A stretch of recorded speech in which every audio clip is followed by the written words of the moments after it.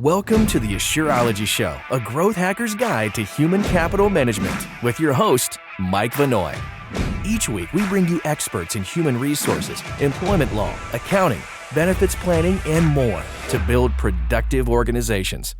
You'll gain practical guidance for your business. You'll be alerted to the latest news and mega trends that impact small and mid-sized companies. We'll give you the hands-on information you need to stay compliant with ever-changing employment laws, the strategies you need to win the war for talent, and much more, so you can focus on what you do best, growing your business. Enjoy the show.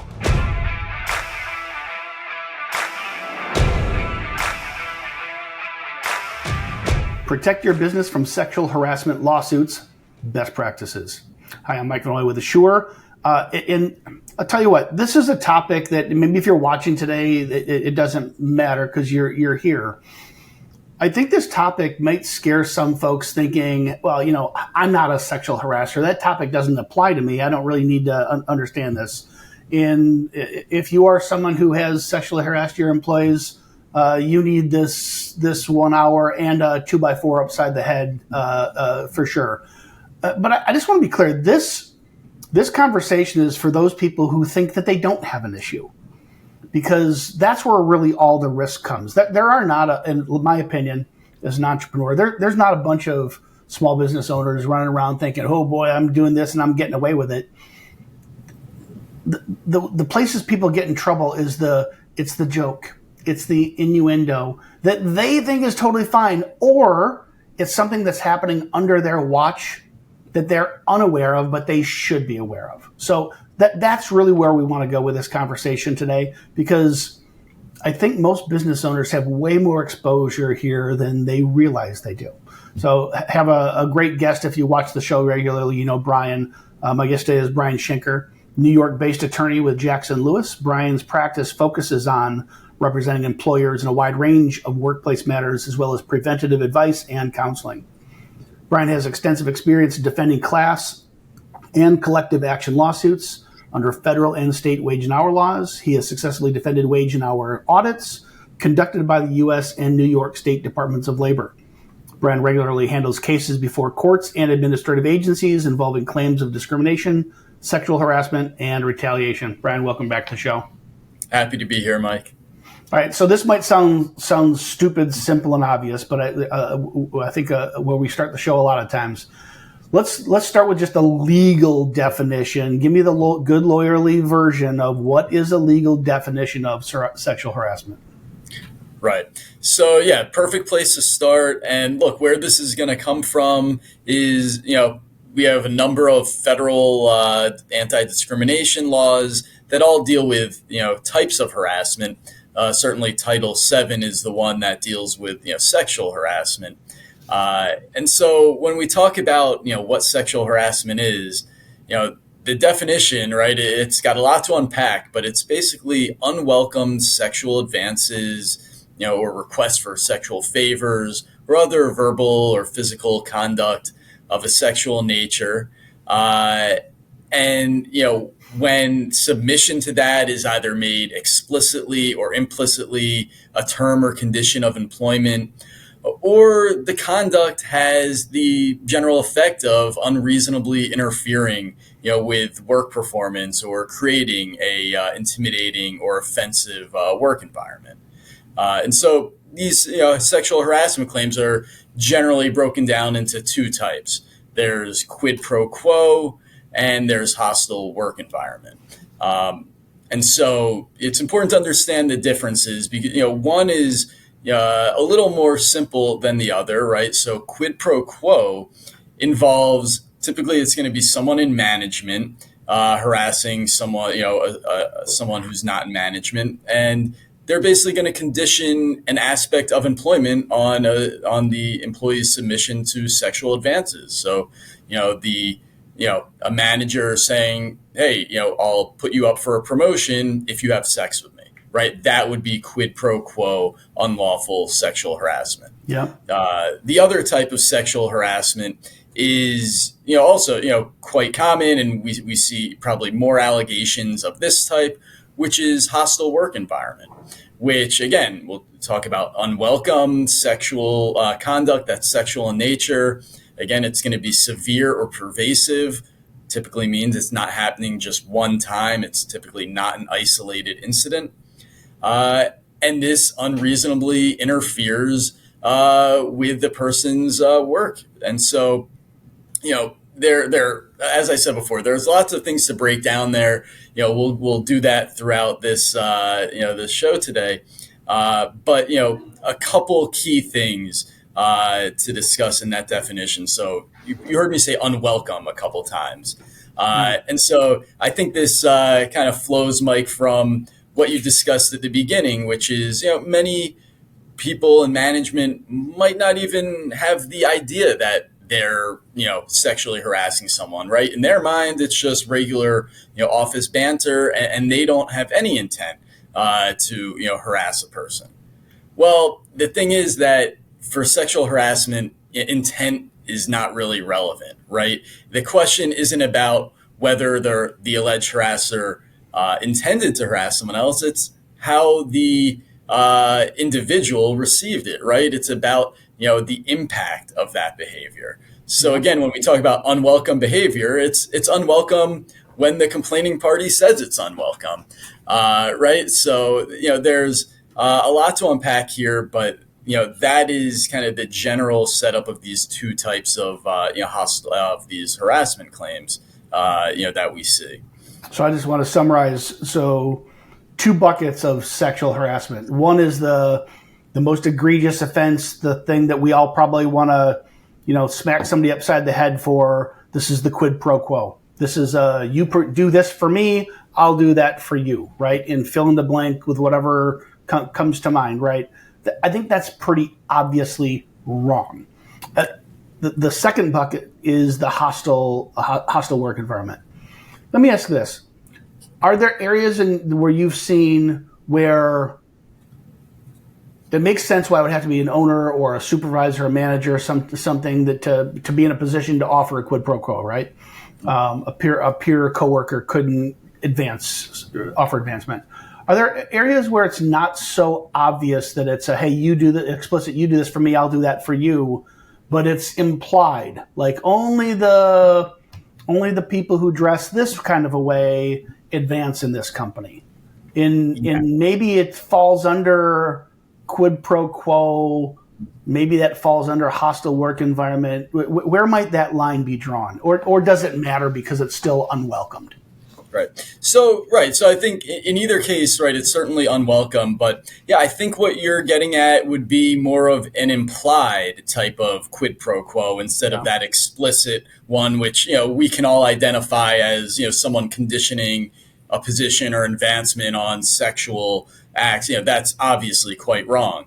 But right, when it's implied, some examples of that are, where everything's not black and white at companies, right? Maybe it's a situation where, like you said, people who wear, provocative clothing are getting, raises or promotions, while others, who don't do that aren't. And it might not be, explicitly stated, but, there can be a course of conduct that would surely show these things. So, yeah, even if that, quid pro quo and conditioning of certain things isn't, stated or written anywhere, right? It's just kind of a practice. Yeah, those are actionable too.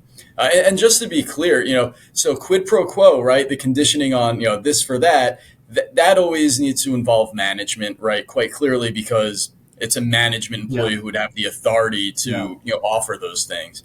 But, our hostile work environment category, right? Where someone is, making it a sexually charged environment that's, inappropriate, right? That can come from a coworker, right? That doesn't have to be created by a manager in order for a hostile work environment to be actionable.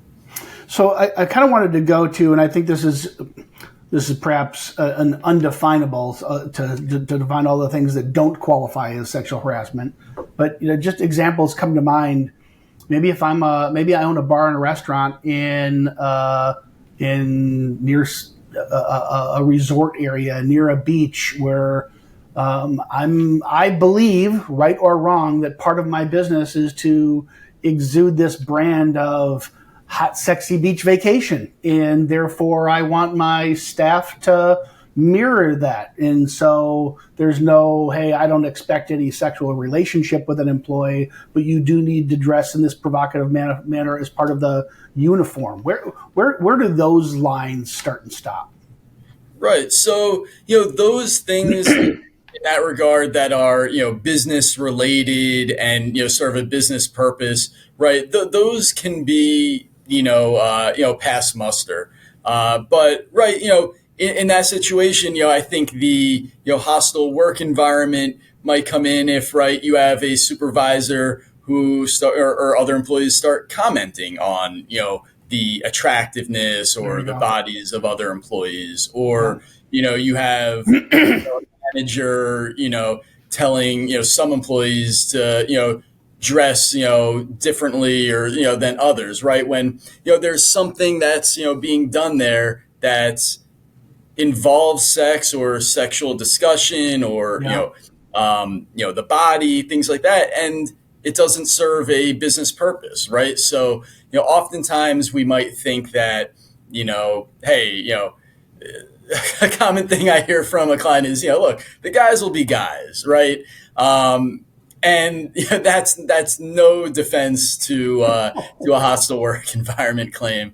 But look, I do recognize that, in certain workplaces, there are cultures that have developed over time that are not consistent with what we're saying today, are not consistent, or compliant with the law, but that, right, employers say, well, everyone's doing it type of thing. But the problem for employers is all it takes is one of those employees to not be comfortable with what's being said. One employee to be offended by, that, quote unquote guy talk or what have you, so, you might think, hey, everyone's okay with it, but there could be that one person who's not. And then you've got a hostile work environment situation on your hands. So, Brian, is there anything important we should be thinking about hostile work environment? Like harassment in and of itself is a broader term than the descriptor sexual harassment. Are there different categories of law here that we should be thinking about? Because maybe, answer that first, I guess. Maybe I'll have a follow-up. That's a great question, right? And it's almost taking a step back, right? Because, yes, harassment can take various forms. So, today we're talking about sexual harassment, and that's sex having to do with harassment, rather, having to deal with sex or the sexual characteristic, right? But, discriminations, can be directed at other protected characteristics. So, harassment can be based on race, or disability, right? It can include, whenever there's an expression of, say, contempt for a group, or, there's, the conduct is making someone feel humiliated or discomfort because of a protected characteristic, whatever it might be. Right. So to be clear, we're talking about harassment that is truly sexual in nature, not gender. So today we're not talking about, he only promotes men to the C-suite, or they'll only hire women for this role. We're not talking about gender. We're talking about truly harassment of the sexual nature, right? Right. And so it's generally going to, involve, look, I mean, it's hard to say, right? There's so many different things that, harassment can include, right? It can be, range from comments to physical touching, staring, at people can be inappropriate in, certain circumstances. Yeah. And so, a lot about a hostile work environment situation is the context and the history, right? You can imagine, right, someone who, an employee who makes a, off-color joke for the first time, and there's never been a history of that type of discussion, right? That might be inappropriate, might be, require some discipline, but it might not, it probably isn't creating a hostile work environment because it's so limited, right? These things, these hostile work environment again, unless it's particularly egregious, generally it's stuff that's ongoing, and that's really the point, that this employee has to show up to work every day to endure this not this conduct that's unrelated to their work, but now makes their work environment quite bad to deal with, right? So that's what we're dealing with. But one thing that employers should really note, though, and this is a common misconception, is that the only thing that the only place harassment can occur is at the office, right, at work, and that's all we're going to be concerned about, what happens within the four walls of the office. Unfortunately, harassment can occur and does occur in many other places, and employers will have to deal with it, right? So harassment can take place at an offsite event like a holiday party. It can take place outside of work hours through calls or text or social media. But any behavior, whether it's during work hours or after work hours, that impacts the work environment for employees is rightly going to be the concern of management. Can we go down a couple of those paths? Because I'm curious. Let's go first, maybe to the happens outside of work.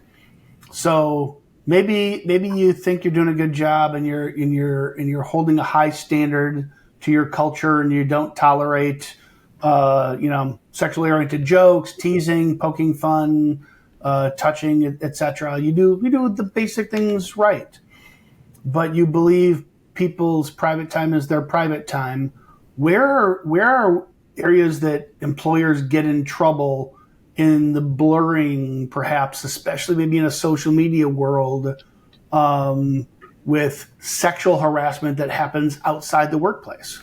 Yeah. So I've seen this many times, Mike, and I certainly, some employers really believe that if it didn't happen at work, it's not their concern. Mm-hmm. So that's number one. That's the first misconception that employers should get over, right? Because again, you could have an employee sending sexually explicit photographs or text messages to another employee. And it doesn't matter if that happened at 10 a.m. when they were in the office or 10 p.m. when they weren't, because that is going to impact that employee in the workplace, right? So do you have real life examples that you can share of this? Yeah, absolutely.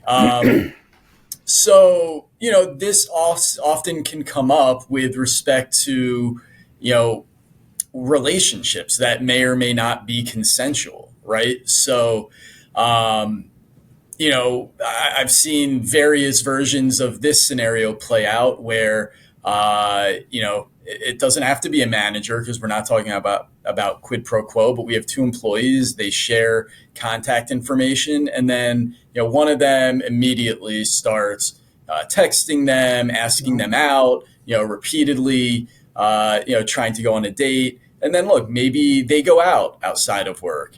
And it's awkward. Maybe, the person says, I don't want to, do this again. And so again, you can see how those outside activities, might have an impact on how someone is then being, experiencing the workplace, where, another employee is constantly asking them out, right? That's not necessarily appropriate, right? And asking another employee out on a date by itself isn't necessarily bad, but repeatedly doing it, that becomes, an issue. Other things I've seen. Can we stick on that one for a second? So is it? I'm assuming it's not illegal for coworkers to go on a date. It's not even illegal for someone to ask someone out who doesn't want to go out. Right. Where does it turn into harassment in the eyes of the law? And since it's not maybe happening at work, what is the employer's responsibility? Because there's no way they can know everything that's going on in the personal lives of all their employees. So it's reasonable for them to think, okay, it didn't happen at work. What do you want me to do about it? Where does that line cross where the employer should know about it and therefore is now responsible? Right. No, excellent question, because I absolutely agree, right? Employers are not here to legislate the private lives or, private relationships of employees. But I think there are two keys, right?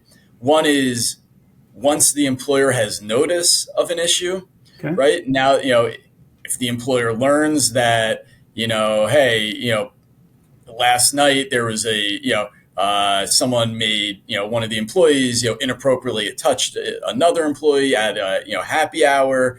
And that employee has now come in and complained about it because she now doesn't want to face this other employee who, touched her. Right. So you can see how something outside becomes a workplace issue, but right, typically it's going to be a complaint, right? We're not out there listening and looking to see what happens in the private lives of our employers, but it's more to understand that if an employee comes in with a complaint, about harassment, and part of it stems from conduct that's, off premises or off hours, that should not be, a line of demarcation where HR or the employer says, hey, don't want to hear anymore. We're not dealing with it. It can still potentially be something. And look, Mike, like you said, sometimes it could be an outside issue between the employees, that the company can't deal with or shouldn't deal with. But again, receiving the complaint, conducting, the appropriate investigation into it, right? That's what matters, right? We don't want to just say, nope, not looking into this, right? That's the type of, ignoring of employee complaints that oftentimes is what results in litigation over these types. So that we're giving clear guidance to people watching today. If it happens outside of work, obviously they're adults. You can't control their lives. You shouldn't have purview to everything that happens in their lives. Once you have been notified, however, if you have two coworkers, one complains about the other, even if it didn't happen at work, it's not work related, but they work together and one reports, now you are on notice. I'll dare I say you must take action, but regardless of what you do or don't do as a result, just know in the eyes of the law, a judge is going to look at you and say, well, she told you. I mean, you knew, right? And so, am I hearing you right? Right. That's the line in the sand. Right. And that should tell, right, when the company gets that information, that should be telling them, all right, this is something we need to look into and gather more information. Let's kind of take the inverse now. So now we're at work. And so I think it's safe to say when you are notified, when the employee notifies you that, hey, she's always slapping me on the butt and I don't like it, or hey, he's always saying these jokes and I don't like it, or they made these advances, whether it's at work or outside of work, once the employer is notified, you're on the hook, period. I think that one's clear enough now. So we can talk about what to do about it in a second here. What about the at-work stuff that you don't know about that no one did report to you? Where's the liability? Where's the accountability for an owner in those scenarios? Absolutely. So it's a complicated question, and in fact, one that can vary depending on the law of the state. But really, under the federal law, right? If an employee might have been harassed, but they don't report it to the company, or they don't take advantage of the company's complaint procedure and its policies, that can provide somewhat of a defense to employers. I want employers to be careful about that because that's not a blanket statement, and I really do see the trend as going the other way in that employers will be liable for things, this type of conduct, regardless of whether they have policies in place and regardless of whether the employee took advantage of them. Right? For instance, in New York, that's not a defense really anymore. But yeah, I mean, look, in the workplace, this just speaks to the policies, training, and culture that a company should be setting up, right? Because what you're hoping is that someone will identify what's going on as something that's wrong and be reported. So the victim, of course, is the first person who could do that. So, that's why we want to make sure, everyone receives a handbook and it has very clear complaint procedures, so that person, is aware of who they can go to. But even if they're not the one, right, this is where, manager training is so key, because, there's this duty to report for managers, right, where maybe no one complains to them, but they observe something, right? Yeah. Because again, we're talking about things that aren't limited to happening on one day, right? Because Brian, it's fair to say, right? So I keep coming back to this. You were notified or you were not notified. It was at work or was it not at work. So kind of imagine these four quadrants, if you will, right? And again, if you're notified, you're on the hook. Period. You have to deal with it. And you have to act on it. Whether it was at work or outside of work. If it's at work, whether they and they don't notify you, you're still responsible for creating an environment that is sexual harassment free, is perhaps the right way to say that, right? I don't want to say it's necessarily even a warm, welcoming. You could intentionally want a super competitive, almost aggressive culture. You can try to create whatever culture you want, but you are legally responsible for creating a sexual harassment free culture, period.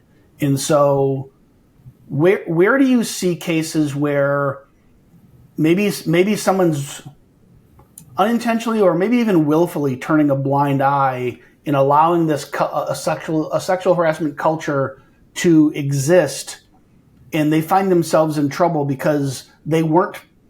It's not just that because they never heard a complaint, but it was their lack of proactivity in seeking out these kinds of behaviors. Coach us through this.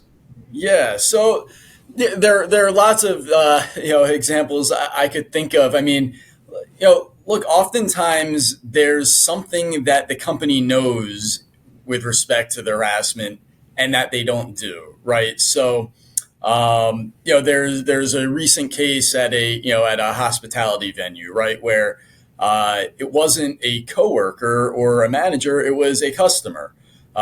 Put his hands down the shirt of one of the female servers. That was observed by a supervisor, and immediately the company responded to it, right? The customer was banned, right? That manager and the company banned them. But then several weeks later, right, they let the customer back in. And not to mention that, the customer's friends and family came in and ridiculed and mocked this server. And so again, right, it's not necessary that the company needed to know all that, though they did. They were aware of it, and there were eventually complaints. But that's the type of stuff where what is once there's some level of notice, what is the company going to do, and what are the steps it's already done, right? Are you going to ensure that that person's taken out of the situation?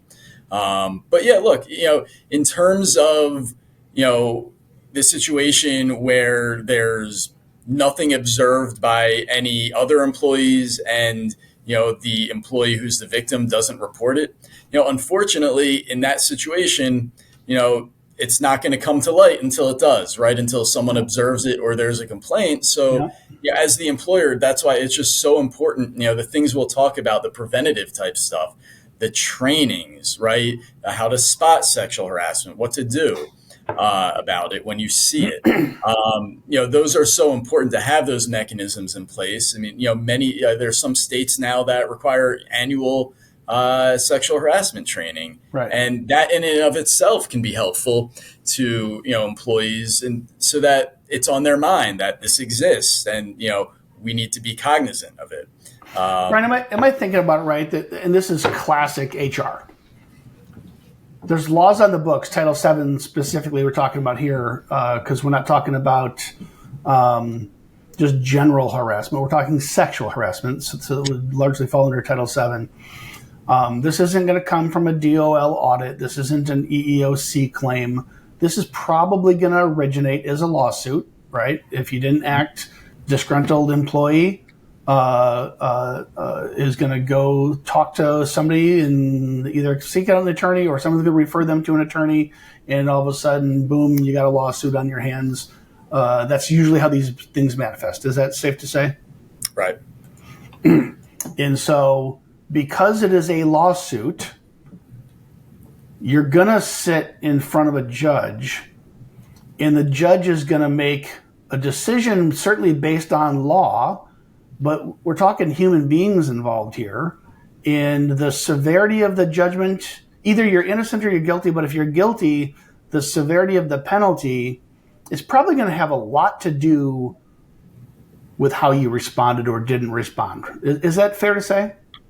Yeah, it often is. So companies that ignore complaints are typically going to be on the hook for much higher, damage awards than those who, may have handled the situation after, once they were aware, right? There could still be exposure there, but right, it's going to be, the two cases where either one, after the company's aware of it, it doesn't do anything, or two, after the company's aware of things, it retaliates, which, as surprising it might be, it happens, all the time. And in fact, I believe the EOC statistics tell us that a huge number, I think almost 45% about of sexual harassment claims have a retaliation claim, as well. Wow. So that's telling us that a lot of these employers are at least alleged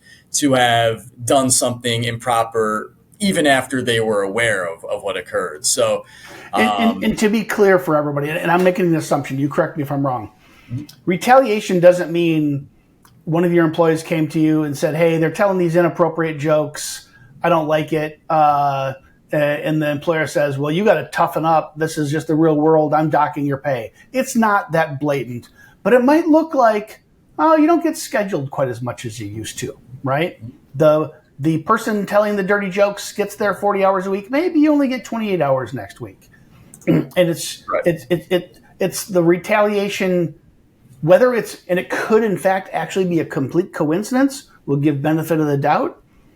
But if the person who raises the issue and complains perceives that some course of action, whether it's available schedules or which crew I'm working on, which clients I get, they get the good clients, I get the bad clients. They work the good hours, I work the bad hours. Whatever that may be, if they connect those dots, boy, you're in a lot more trouble here, right? Right. Yeah. And, a lot of times the only thing that connects the dots is the timing of things, right? And that is sufficient to prove one of these claims, right? A retaliation claim.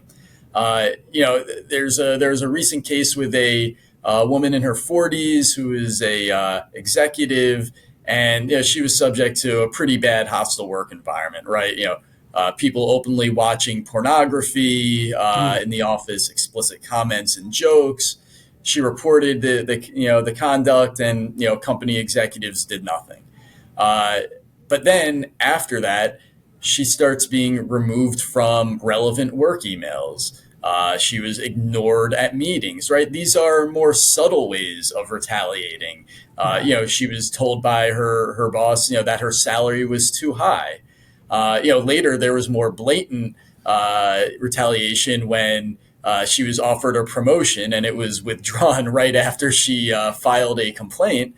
Those are much more rare, right? The blatant forms, but right, even these smaller things that are designed to make someone's life a little more difficult in the workplace, they can be, constitute retaliation. So, I think, retaliation is one of those things, Mike, that we often think is so basic, right? It almost needs no discussion, right? Just don't do anything bad to someone, once they complain. But it's worth repeating, that when you have an employee who makes a complaint, right, that's considered protected activity.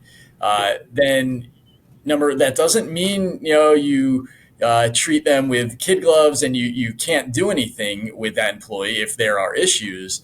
But you need to understand that any employment action you take, whether it's discipline, termination, or even those more subtle types of terms and conditions, those are going to be scrutinized based on the timing, right? And so if you are going to discipline or take really any action against an employee once they've made a protected sexual harassment or other complaint, the idea is you really have to back that up with documentation to show whatever was done was based on legitimate business reasons. And maybe the last thing I'll comment on before we kind of move to best practice and prevention here is to really, really think long and hard about timing of changes you make of any kind with an employee who has raised a concern to you. And I think it's self-evident. There are bad actors on both sides here. There are employers who allow things to happen that they just shouldn't, and they're acting badly. There are also employees who see the boogeyman behind every shadowed corner and perceive things that aren't there. And so as an employer, you just have to think through every decision. I know an entrepreneur, she had an employee that complained to her. It was a sales rep. The sales rep was making some demands around territory, office, vacation, all kinds of stuff. This employer, in her heart, she thought she actually wanted to retain this person. She was a little bit of a troubled soul, perhaps, but saw potential in this person. And as a reaction to the complaints, changed this person's comp plan in a way that they thought that was actually going to help that rep succeed and make more money. And all of a sudden, it was days later, they found themselves at the end of a discrimination suit based on gender that also included the retaliation claim, like you're talking about, because the reason they changed my comp plan was because I complained. And it was like 180 degrees from the owner's intent, but the owner was not seeing around corners the way they should have. Is there anything you'd want to, additional coaching you'd provide along those lines before we talk about some best practices? Yeah, I think that, again, right, in that situation, right, the company could have been much better off if they could have done the same thing, but documented, right, why they were taking that, making that change, which, then when it resulted maybe in an unintended consequence, they could explain, they'd have documentation to show, why it was done. But yeah, I mean, look, we want to be careful in dealing with employees once they've engaged in protected activity, but we also have to balance that with you're running a business and the reality that on occasion employees will make complaints, to protect themselves from discipline when they expect discipline is coming. Yeah. So I will say that I know in that case, this business owner had excellent documentation and notes, and the thing was settled out of court by insurance because I think, prosecuting attorney saw that and like, oh, well, you really don't have a case here. Exactly. And so it cost a deductible. But if you didn't have good documentation, that could easily have been $100,000 as straight out of your pocket if this thing would have gone to court. Oh, absolutely. Absolutely. And look, as we'll talk, in a moment, sexual harassment claims are, highly emotionally charged and, they don't look good, right? It's a very, obviously a very bad look for companies, but, this day and age, for companies not to take these issues seriously, again, if you go to court or have to settle or see a jury award, that will convey the seriousness in which the law looks at these types of complaints. Let's pivot to some best practices in our remaining time here. So, what are some of the best things could do? I'll jump the shark here, so to speak. Age myself with that reference. when we did our HR benchmark survey for small, medium-sized businesses, looking at the best practices of the fastest growing companies versus shrinking companies, we found that nearly 40% of companies who didn't grow last year do not have an employee handbook updated within the last 12 months, compared to 8 in 10. So 80% of fast-growing companies do have an employee handbook updated. So 40% of shrinking companies have an updated handbook. 80% of growing companies have an updated handbook. Clearly, growing companies, and this is a big survey, this is over 2,000 businesses, the data doesn't lie. Fast-growing companies understand the importance of having talented employees, good employee relationships, and then setting expectations around these things. So what is it about an employee handbook that is probably always going to be our number one recommendation here as a best practice? Yeah, and I think it's simple, right? Handbooks serve really two big purposes for employers. One, it's legal compliance, right? It's going to contain, your equal employment opportunity policies, your harassment policies, other legal disclaimers. So, right, we're getting all that legal stuff in there. But the second part is legal protection, right? So this comes in a few different forms, right? Oftentimes when we talk about discrimination and harassment, it's treating people in similar situations the same way, right? The employer shouldn't be treating women differently than men, and so right, a handbook that has policies, right, it promotes consistency by the employer in outcomes and in different situations, that it's treating people with different characteristics the same way as the law requires. It also the proof of receipt, right? So when we see handbook, we should probably say everyone should have a handbook and handbook acknowledgments, because I've had employers who had a handbook, had no acknowledgments, right? Nothing signed by employees to say they received it. And so if it wasn't emailed, obviously if we email it, we can see if they got it, but these were not emailed. And so we had an employee who denied ever receiving it, and it was impossible to establish they had gotten the handbook with these policies. So, acknowledgments, especially year after year, right? These handbooks should be updated.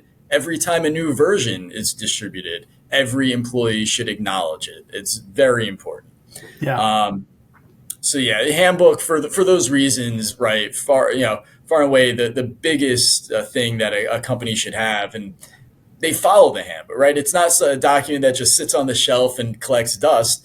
This is what the company refers to when, hey, it gets a harassment complaint. Okay, we haven't had one before. Let's look in our handbook. Let's see what our procedure says. All right, we have a investigation procedure. That's what we're going to follow, right? So it makes it easy for the employer as well, right? You have one place now you can look to determine what you're going to do in various situations. Hey, Brian, so a couple of things I want to go there. So the handbook protects, it helps to protect. I can't say it protects. There's no such thing as blanket protection. But I kept on at the top of the conversation of in the workplace, out of the workplace, were notified, wasn't notified, kind of putting these into those four categories. It's the when you aren't notified, or maybe you kind of sort of observed something, maybe you had a gut feeling. It's these areas where you weren't clearly notified by someone that you got a problem, there's a complaint, there's a whatever, there's an event. This is maybe the single biggest thing you can do. If you can demonstrate that you not only have the handbook, you explain the handbook, we deliver this presentation and everybody signed off, here's their signature, whether they paid attention, maybe that employee didn't pay attention, maybe they just signed it and never read it, but it's now they attested to it, and you are miles better off than you were otherwise. I'm curious I want you to speak more on having this handbook, but then you don't follow it. I'm just imagining if I'm a judge, I'm sitting here thinking, okay, well, yeah, your handbook says this, and the employee signed it, good on you, but your handbook also says that when you get a complaint, this is your process. Did you follow that process? And if you didn't, your handbook means crap. Right. No, absolutely. And look, those situations where a company does not follow its handbook, those end up in exposure to the company, right? Because it Yeah. looks just as bad to just, not have a handbook and fly by the seat of your pants as it does to actually have these policies and not follow them, right? Perhaps it So, looks worse because now you're willfully not doing what you said you were going to do. yes. And that's where we often see, the biggest, damage awards in cases like those where the company knew about it, even had policies, and then they just went the other way, right? I'm thinking of one right now where, right, there was a case where a company was going to hire a new manager for a department, and one of the employees in that department reported to HR that, hey, I worked with this manager at a different facility and they sexually harassed me, and by the way, I filed a complaint about that. And the company had all the handbook, everything in place, but they based their response to this aide was, employee was, go find another job if you don't want to deal this person. They're now your manager. So the new manager comes in, fires this employee within a week, and this was there's a seven-figure result here based on the prior conduct and the continued conduct. So, and the employer's blatant ignoring of the complaint and not following its handbook. So yeah, Seven figures scares the hell out of anybody. What is what's going through my mind is many of these things to a small business who's trying to. Everybody wants to grow. Everybody wants to build an asset that could be their retirement. But the reality is, most small business owners are actually trying to survive. And a six-figure, hell, maybe a five-figure, but certainly a six-figure, and for sure a seven-figure settlement is existential threat. It literally puts them out of business, ends their dreams. Without unduly scaring folks, where do you see the spectrum of these things? And obviously there's different levels of the size of the company and how egregious the offense, and there's a million factors here. But kind of bucket this, if you will. What should employers be thinking about as if this goes badly, how much could this actually cost? Yeah. So I guess stepping back, right? What are the things that an employee can recover if they are, sexually harassed? So, they can get money for emotional distress, right? That's the humiliation, embarrassment, anxiety, which that alone can be, range from, for, a couple thousand in, a very minor case to, six figure in a more serious situation. There's also punitive damages, which is basically just, the jury or judge saying this was egregious conduct and you need to pay for that, egregious and malicious conduct, right? And that's typically going to be the situations where complaints were ignored, right? Punitive damages, can be, seven figures in those cases, right? That's where, a jury will really hit a company where, it's not just that they did one thing wrong, but once they realized something was wrong, they doubled down on it and did it even, went even worse, right? Those are the situations where you're going to have, sizable punitive damages. But, another thing that often occurs in these cases is injunctive relief, right? So, the EEOC sometimes files these claims on behalf of employees, and they will, or if you settle with the EEOC too, they'll impose terms where they're going to be reporting requirements to the EEOC for the next, 3-5 years during the term of this, judgment or settlement. And that, there have even been EEOC settlements where the company is required to get a third party to draft policies and implement the anti-discrimination policies because the employer cannot be trusted to do it based on their past conduct. So courts will style relief. It's not just going to be money. They will style relief that kind of meets the conduct and addresses, is it an organizational failure, right? That, hey, we don't have policies, or where they're just ignored. In those situations, that there might be even, broader relief provided. Maybe it's a good explanation, and I understand why you can't. It's hard to give dollar amounts. Maybe, just generally speaking, I'm thinking in the very low end. What might, unless your insurance covers this and their attorneys are doing this work on your behalf, what would a likely low end cost just to defend, even if you're completely right and you've done everything right, a cost to defend up to, kind of the max area that you've seen, and let's call it a 25 employee business to stick kind of in this smaller end of the small business range. Right.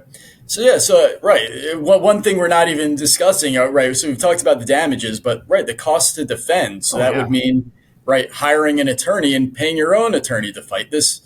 That can cost. I mean, again, every case is different, but if you're talking about going, from the start of the case up to trial, we're probably talking, low six figures, depending on, the state you're in, and you lawyers, Brian. I'm telling you, but and that's a problem. And look, that is why, you don't want to get hit with this type of claim, and you want to, prevent these and handle, any complaints internally and resolve them, because these matters do get expensive when it's not dealt with by the company, right? So that is why we need these policies that say, who you can complain to, and we promote, an open door, culture. So let's just leave it at this, then, and we'll go back to best practices, because I think I pulled you away from that. So clearly, the average small business getting a 7-figure settlement against them is crushing. Could put them out of business.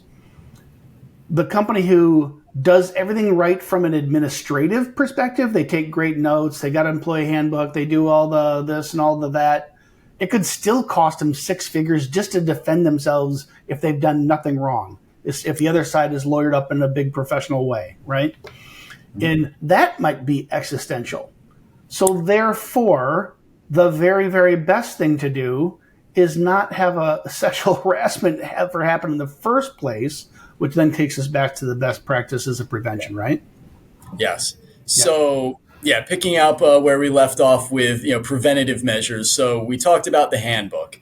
The one policy I'll discuss that should be inside that harassment discrimination section is a robust complaint procedure. I cannot emphasize this enough.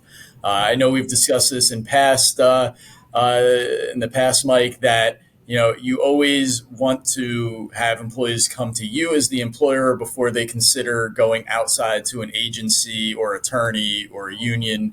So we want to make sure that, the policy says they can complain to all sorts of people, right?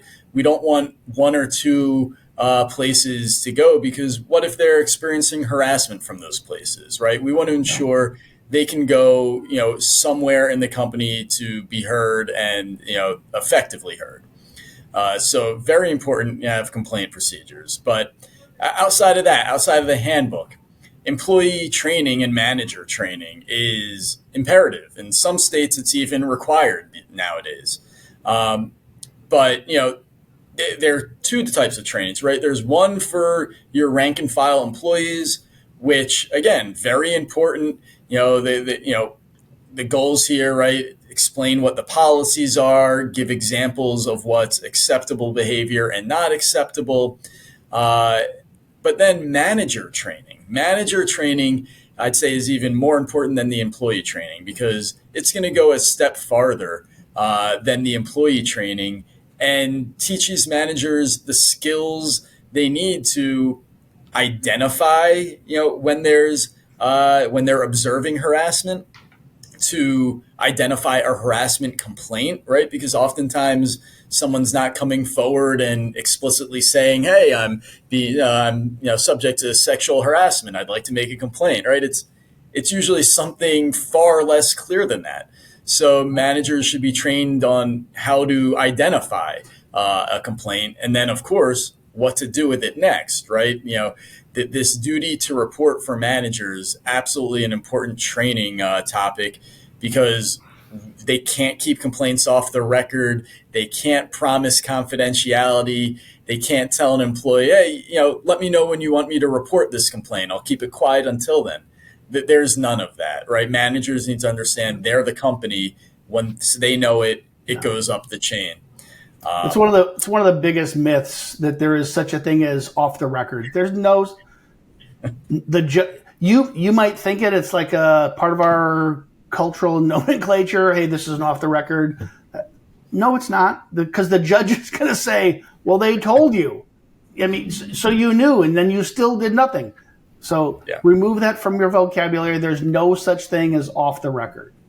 Right. And look, right. And the other thing we don't want managers doing is deciding whether this is serious enough to, report up the chain, right? So managers should report the complaint, even if they think, the complaint's about something trivial, or, even if, they think it's been resolved, right? These things should be reported. So, that is really important, because as the company, you're charged with the knowledge of managers, right? And so they really need to understand their role in protecting, the company, and again, protecting other employees from potential harassment.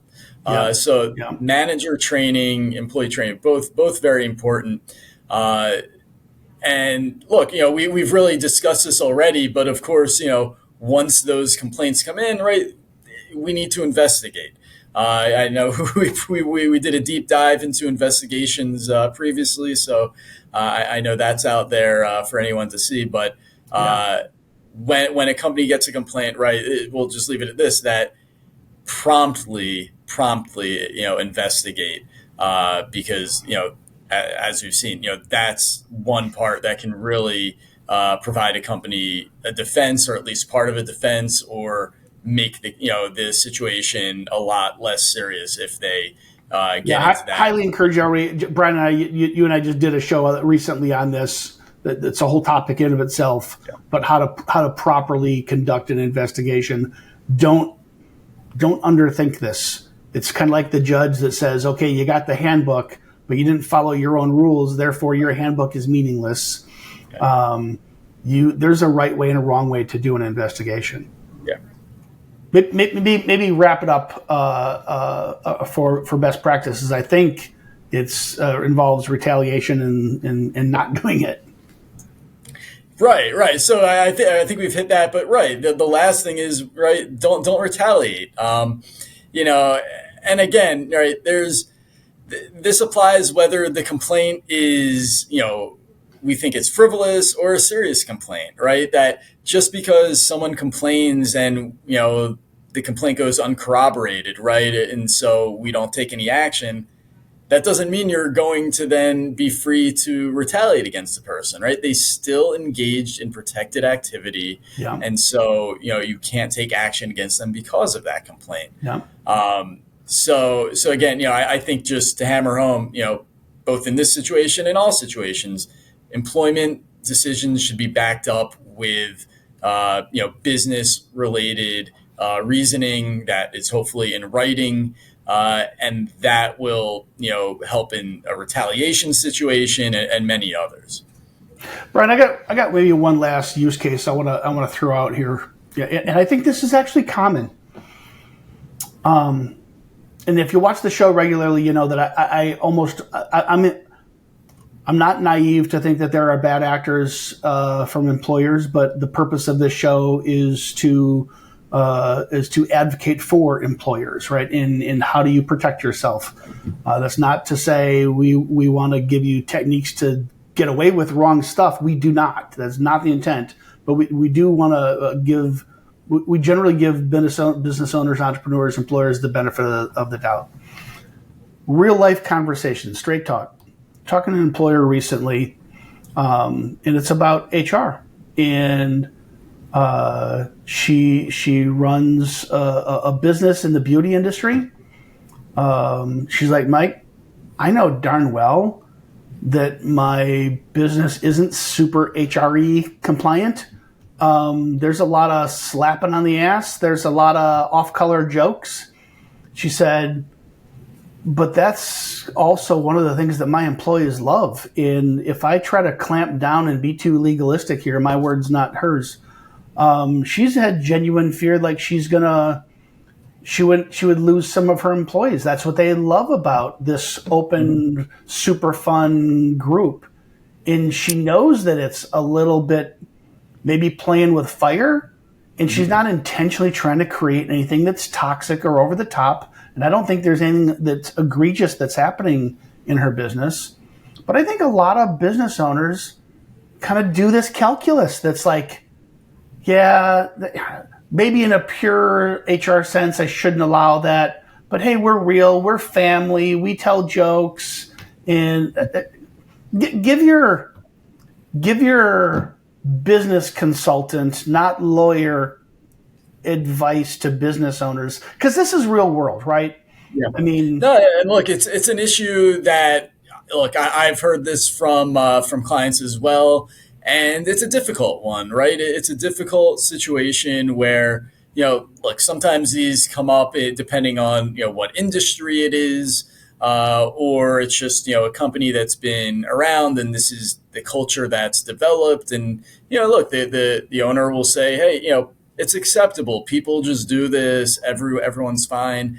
And look, my response to that is it's fine until it isn't, right? You might think it's fine, but do you know how each of your employees feel, is subjectively feeling about that conduct? One of the things with sexual harassment is, the unwelcome nature of it, right? So what I'm hearing is, well, this isn't really unwelcome, right? It may be, we understand it's inappropriate, but it's not unwelcome because everyone's, partaking in it. But, with that unwelcome aspect, you can change consent, right? So it might be welcome, right? This is fine, but then someone crosses a line and now it's no longer welcome conduct, right? When someone says, that wasn't really a funny joke. I don't like when you say that. Or look, maybe we hire someone new who has some different protected characteristics or other characteristics than the other employees, and they might, think about what's being said a bit differently. So again, I think for the reason that an employer can never truly get inside their employees' heads, it's not good to tolerate those types of environments, because I've also seen lawsuits filed by an employee who said the environment was so bad and I was compelled to go along with it because if I didn't laugh at these jokes, if I didn't, say something, along those lines, then I thought I would be fired or I would be ostracized. So, I endured it, right? I think you're hit the nail on the head. I think there's obviously a bunch of, in a legalistic HR compliance context, a bunch of things wrong with allowing any of those behaviors, the bad jokes, the ass patting, the whatever, right? But I think the thing that we miss as employers is, I remember when I first became a boss and had employees years ago, people laugh at your jokes a little more than they used to, right? And they're not trying to suck up to you, but that's just nature, human nature. And if you might not be the one telling the bad joke or the pat on the tush, but you laugh when the other person does, you're sending a signal to everybody else that this is funny. And you might honestly think that everyone, quote, everyone thinks this is funny. Maybe they're laughing because they think the boss thinks this is funny. And maybe they just want to fit in. Maybe it's purely social. They just want to fit in. Maybe it's career. Hey, this is how it is. This is the game you have to play here. There's a whole bunch of reasons why some of your employees might see this as, and I'll use your word at the top of the conversation, unwelcomed and of sexual orientation that makes it sexual harassment, even though you think it's not. I think that's a really good use case. I'm going to give you the final word. What's your guidance to employers, small business owners around sexual harassment? Yeah, I think just having a recognition that harassment can and does occur, and that you need to take steps to ensure it's not occurring in your workplace. And again, as with a lot of these things, taking steps to create a harassment-free environment at work not only helps compliance-wise, but it creates a better culture. And when you have a better culture, you have employees who want to be there, who are going to be better workers. And so, all of this goes to creating, a more positive workplace and a better company potentially, because employees will stay, they're not getting pushed out, and they want to be there. So I think, companies who invest in these preventative measures and setting this, a compliant workplace, they'll reap the benefits in multiple ways. Yeah, very good. Brian, this is a super important topic that I think people too quickly dismiss as, oh, that's not me. I don't sexually harass people. I think I think we did a good job unpacking some of the ways that we, as employers and entrepreneurs, we probably have more exposure than we thought we did in start getting a good employee handbook, living out your employee handbook, take serious every complaint, conduct investigations, and do not retaliate. I think that's all really, really sound advice to help get ahead of these things, and you never have to face the claim in the first place. Brian, thanks for your time today. Thank you. And to everybody else, until next week, we'll talk to you then. At Asure, we build human capital management software and services that help 90,000 companies like yours attract, develop, and retain great people. Our low upfront costs and affordable subscription model allow you to save cash to invest in things that drive growth, not overhead. To learn more about how Asure can help you claim up to $26,000 per employee with the Employee Retention Tax Credit, automate your payroll, and build productive teams that are compliant with ever-changing HR laws, visit AsureSoftware.com.